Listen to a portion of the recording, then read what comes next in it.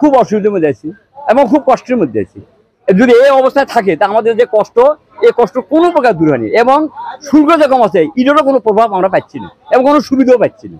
এই বাজার তদারকি করার জন্য মনে করেন যে মানে যারা এই ভোক্তা অধিকার আছে তাদের বাজারগুলো তদারকি করা দরকার, তাহলে জনগণ কিছু সুফল পাবে। আর তদারকি কিছু না করে আমরা যে দুঃখের মধ্যে আছি এই দুঃখ নিয়ে আমাদের সারা জীবনই থাকা লাগবে।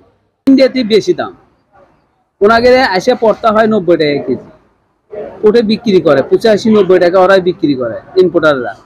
এখানে আসে আস্তে আস্তে মনে করেন আমাদের এখানে আসে না, ওখান থেকে বাইরে যায় সবই, বুঝছেন। আর এটি জেলা আসে সেটা খারাপ পেস, বগুড়াতে জেলা আসে সেটা বিক্রি হচ্ছে আপনি হলে ওরা বেচতেছে 50 টাকা, 55 টাকা, 60 টাকা বেচতেছে ঘরত।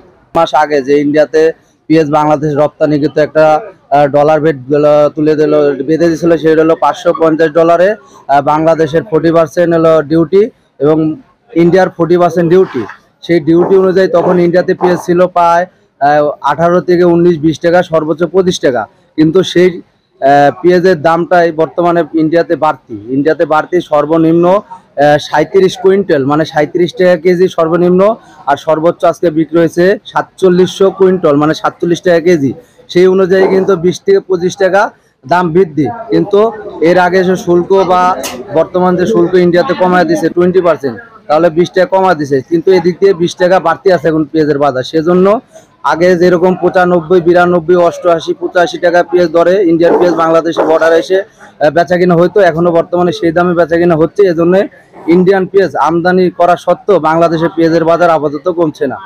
আপাতত বাজার বাংলাদেশে এখনো পর্যাপ্ত পরিমাণ পেঁয়াজ আছে, আশা করা যায় 3 মাস পরে হয়তোবা নতুন পেঁয়াজ দেখা দিবে বাংলাদেশে। 3 মাসে চলার মতন পেঁয়াজ বাংলাদেশে আসে, কিন্তু পেঁয়াজের চাহিদা বাংলাদেশে ব্যাপক আছে বর্তমানে।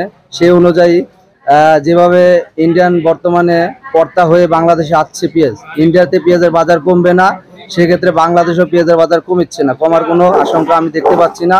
অতএব বাজারটা স্থির থাকবে।